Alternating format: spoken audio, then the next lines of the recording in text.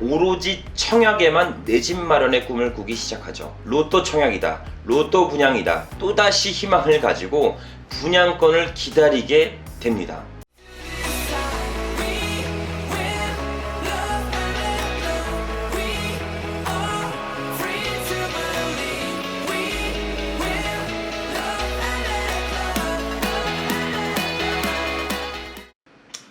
자, 반갑습니다. 대장 김상준입니다.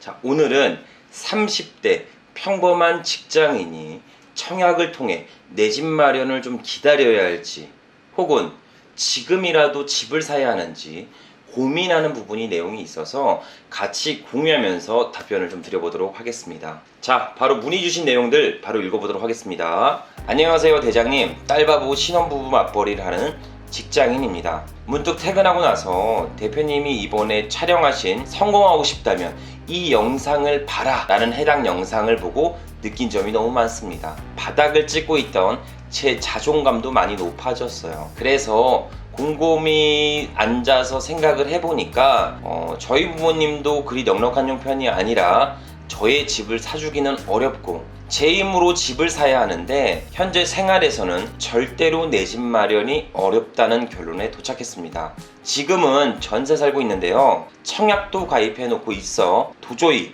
어떻게 해야 하는지 감이 오지 않습니다. 조금이나마 조언을 부탁드려요. 자, 이분처럼 신혼부부나 내 집 마련의 꿈을 꾸시는 분들이 누구나 한 번쯤은 고민해 보실 내용이라고 생각드네요. 가장 많이 질문하시는 것들 중에서도 하나이기도 합니다. 자, 조금은 쉽게 제가 한번 예를 들어서 말씀을 드려볼게요.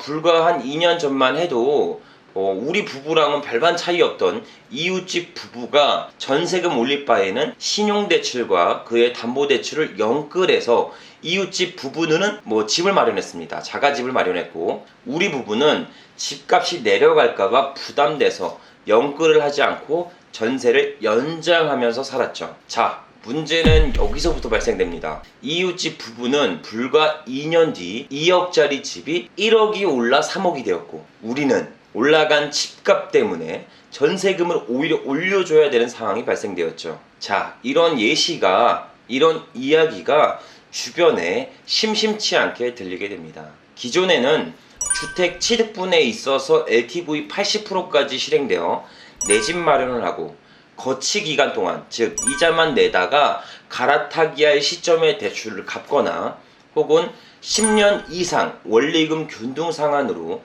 저축 대신 내 집 마련을 할 수 있었습니다. 즉 무주택자들에게는 LTV 80%는 그리 나쁜 제도는 아니었어요. 현재 우리나라는 저출산의 문제가 매우 심각한 단계입니다. 지난해 출생아 수가 30만 명 아래로 떨어질 거로 예상하며 북한보다 적은 출산율을 기록한다고 하죠. 15년 동안 200조 원을 썼는데도 출생수보다 사망자가 더 많은 데드크로스는 지난해 이미 현실화되고 있습니다.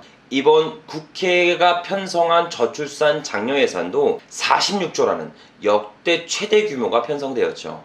액수가 워낙 커서 슈퍼 예산이라고도 불린다고 합니다. 주거 안정을 국가가 좀 서포트 해줘야 결혼도 하고 아이도 키우면서 가정을 이루고 살 수 있게 되죠. 하지만 다른 나라 기준 최하위에 해당하는 LTV 규제를 하고 있어 우리나라에서 내 집 마련이 현실적으로는 괴리감이 있는 추세입니다. 그럼 할 수 있는 선택은 집을 렌탈해서 쓰는 방법밖에 없겠죠. 즉 전세나 월세를 살게 된다는 겁니다. 현 정부에서는 주택담보대출 비율이 낮은 반면 전세자금 대출 비율은 80%까지 해주니까 월세보다는 전세 대출 이자가 저렴하여 다들 전세로 살게 되죠. 그러면서 막연한 희망을 가지고 청약을 기다려 보게 됩니다. 분양가 상한 제도 때문에 저가 분양이 진행되면서 로또 청약이다, 로또 분양이다 이런 이야기 때문에 또다시 희망을 가지고 분양권을 기다리게 됩니다.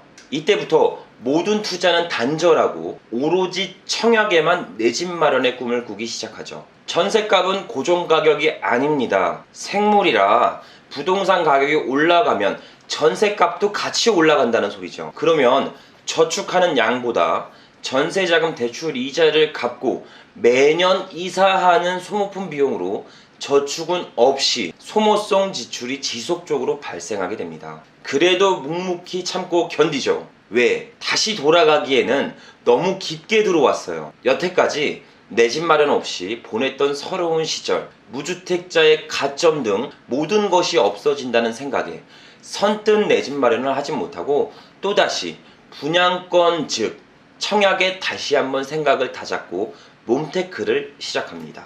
그리고 분양권 투자해서 3억, 5억 벌었다 이런 자극적인 기사들을 보면서 위안을 삼고 나도 언젠가는 꼭 보상받을 수 있겠지 이런 생각으로 끝이 보이지 않는 터널을 걷기 시작하죠. 서울 청약 당첨 평균 가점은 65점으로 평범한 30대 수요자가 받기에는 불가능한 점수입니다. 즉 4인 가구의 경우 저축 가입 기간 15년 이상, 부양가족 수도 충족되어야 하고 무주택 기간도 14년 이상 되어야 한다는 이야기입니다. 무주택 기간은 통상 만 30세부터 점수가 적용되어 14년을 채우려면 적어도 나이가 만 44세는 되어야 합니다. 이렇듯 현재에 있어 청약만 기다리면서 방관하기에는 현명하지 못할 수도 있습니다.